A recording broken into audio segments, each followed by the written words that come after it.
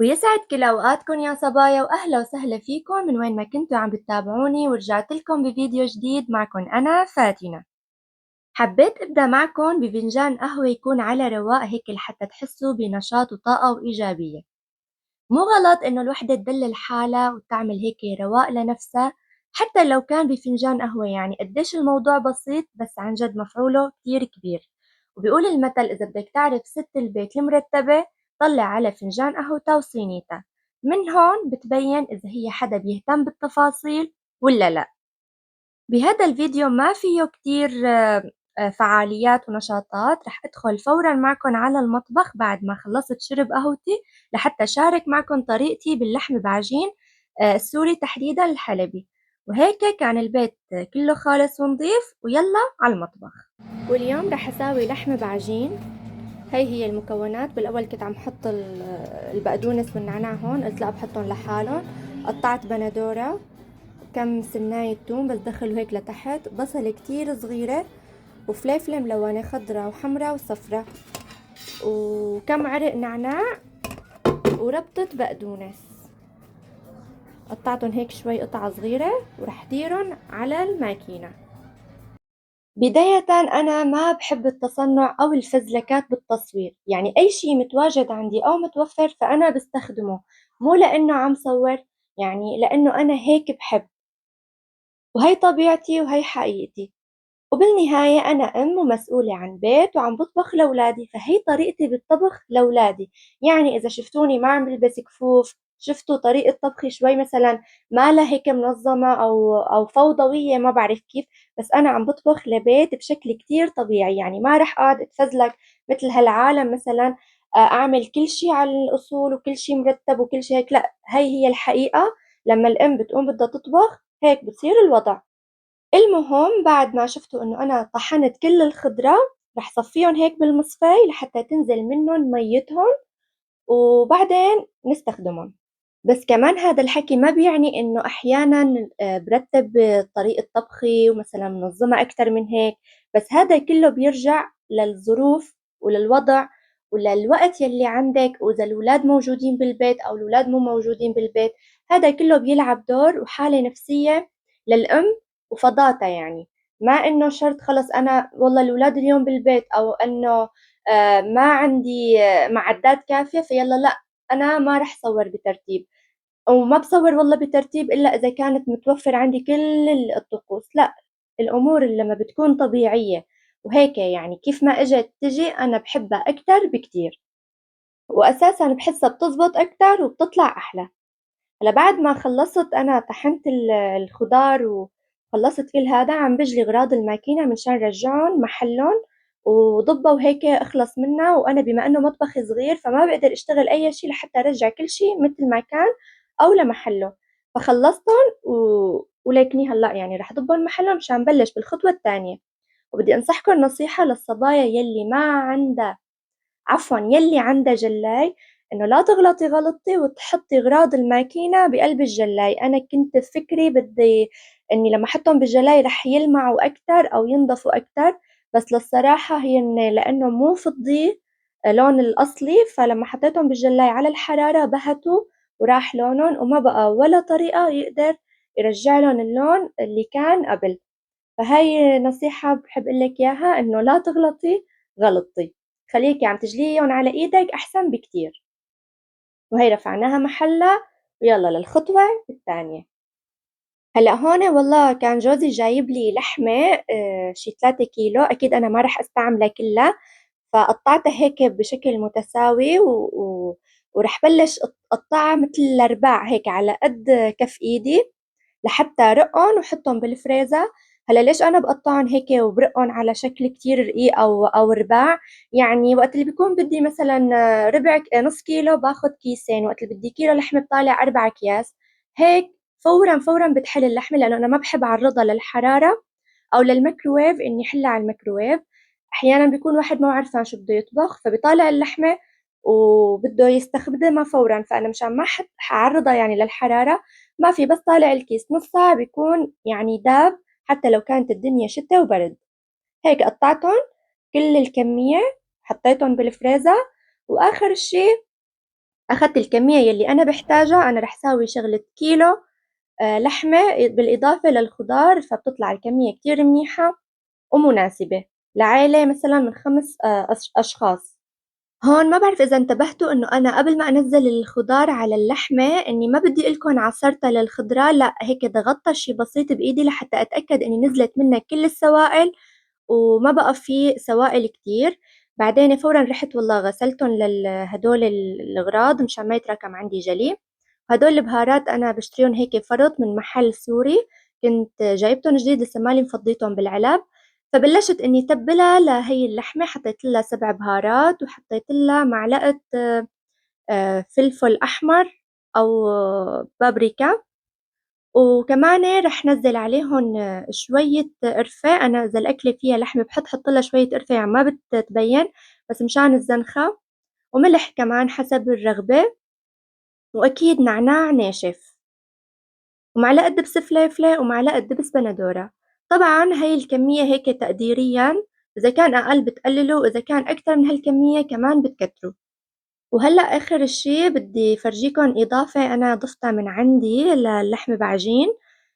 هي ما كل أهل حلب أو ما بعرف غير مناطق إذا بيحطوها، بس بحلب ما بيحطوها، بس أنا هي ضفتها من عندي مشان ما الشعب يقوم علي ويقول لي إنه لأ وغلط ومدري شو. يعني أنا عم قلكن إنه هي إضافة من عندي. وهي هي الإضافة يلي كنت عم قلكن عنها، إنه أنا للحم بعجين الأحمر أو العنتابي بحط له شوية دبس رمان، ما بكتر له كتير، بس عن جد بيعطيه طعمة مميزة ونكهة هيك مختلفة. هلا بحلب ما بيحطوا له مثل ما قلت لكم، بس أنا بحب إني أحط له وبتطلع نكهة كتير طيبة. جربوها. وهيك خلصت التبلة وصارت جاهزة. أو بالفيديو السابق لما عملت اللحم بعجين طلع شكله بشهي وعن جد كان كتير طيب. الكل سألني أو البعض سألني عن طريقة العجينة، فأنا حابة لكم إنه مشان ما تعملوا عجينة أو تتعذبوا، فهي التورتيلا. ما بعرف إذا أنتوا شو بتسموه، درم، خبز التورتيلا، حتى إنه حلال. أنا بشتريه من عند الأتراك، بيجي هيك طبعا. والمقاس اللي بدكم إياه في أصغر من هاد وفي لسه أكبر منه. هذا قد مقاس اللحمة بعجين، وحتى ما في داعي انه تاكلوا معه خبز لانه هو منه وفيه وطعمته كانه عاملينه بالعجينه الجاهزه يلي بنشتريها وقت بنطلبها من عند الفران. عن جد يلي سأل على الطريقه جربوه وراح تدعوا لي ان شاء الله، لانه عن جد النكهه كانه جاهز. طول ما اهتميتي ودعمتي التبله فلا تاكلي هم انه تقولي هاي رح يطلع مو ظابط او شيء، رح يطلع كانه جاهز. لا، وما في داعي ابدا انه تستعملي الخبز اللي عندهم اولاد وهيك انه بيقولوا رح نلف لهم اياها بخبز. لا، هذا ما بده، لانه خبزه منه وفيه يعني سميكه. انا عم بحكي عن لحمه بعجين الحلبي بيجي كتير رقيق العجينه تبعيته، اما الصفيحه بتجي سميكه فهي ما بتحتاج ابدا خبز. بس اللحمه بعجين الحلبي لانه رقيق فبده خبز مشان الاولاد وكذا وهيك، فهذا بيجي منه وفيه وكتير طيب. هلا انا بفتح كيس. هذا فيه 8 اقراص. كل ما اعمل 8 بفتح كيس، بخاف اني تخلص الحشوه مثلا وما استخدم كل هدول مشان ما يبيتوا. وهي مشان هلا قطع للنعناعات واغسلهم مشان اعمل السيرفيس. وهي انا مطبخي رتبتهم مشان بلش رق الاقراص والمطبخ كله نضيف. هدوليك هلا بعدين بدي ارجعهم محلهم. هاي يلا.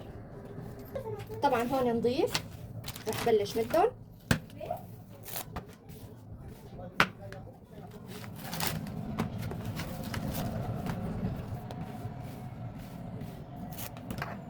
هاي 8 اقراص خلص اول كيس.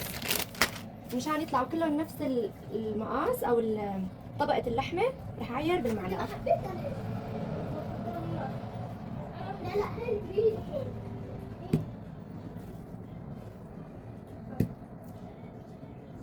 هاي مبينة شوي كتيرة. حاولت اني هيك اعمل كيلو كترهم شوي مشان بكره ارتاح من الطبخ، لانه عن جد اللحم بعجين طيب تاني يوم كتير طيب، بس بنسخنه وخلاص.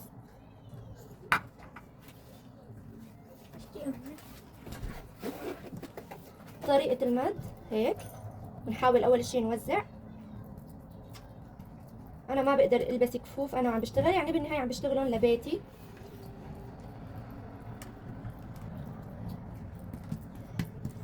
لحمته كتيرة.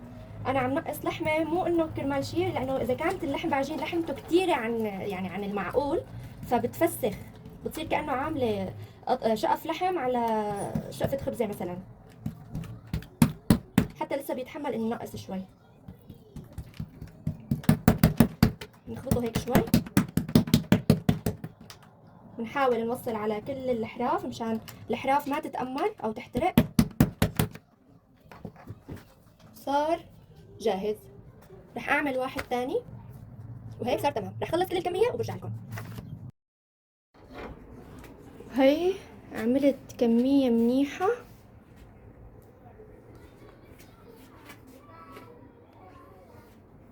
ما شاء الله.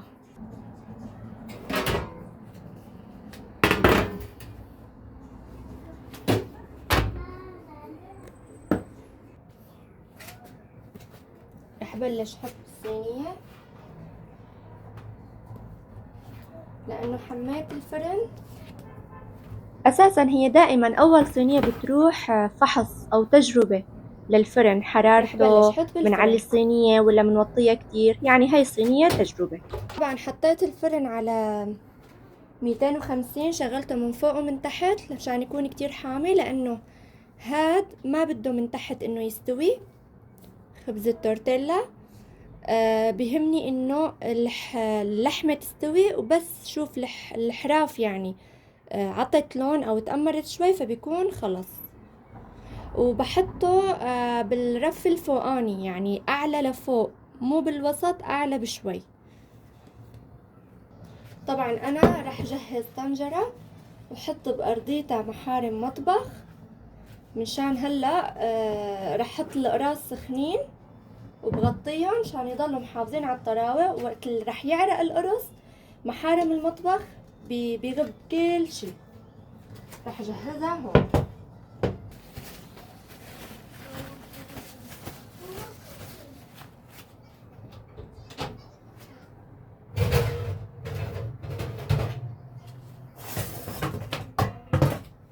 ما شاء الله، شوفوا انا هذا الشي اللي عم قلكن عنه. بتتأمر هيك الحراف واللحمة بتستوي.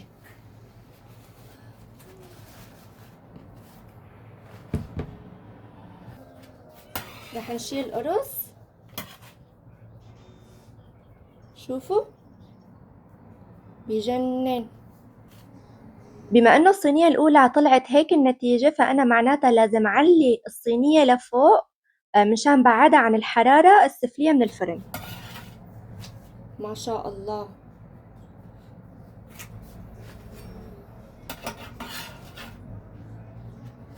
ونسيت احكي شغلة، انه انا ما حطيت للحمة لا دهنة ولا سمن ولا شي، لانه هي لحمتنا مدهنة، فاذا بده يصير مدهن اكتر من هيك ما بيزبط على الشغل ابدا.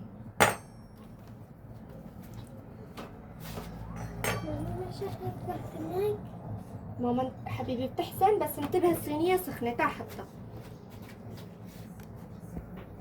بس لا تدقر ايدك بالصينية. ايوه زدته هيك. خد وحدة تانية يلا.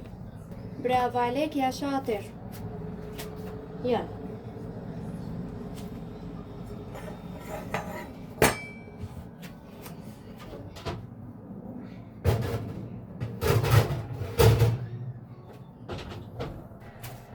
رح طالع قرص ونشوف كيف النتيجة. ما شاء الله. هذا اللي عملته اول اشي، قلت لكم انه يتأمر من تحت. شوفوا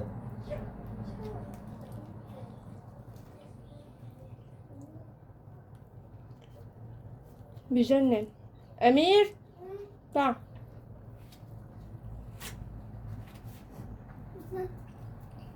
شكرا مامي. دوق، قل لي رأيك. طيب طيب كتير. دوق. أنا بدك؟ يلا تعال. طيب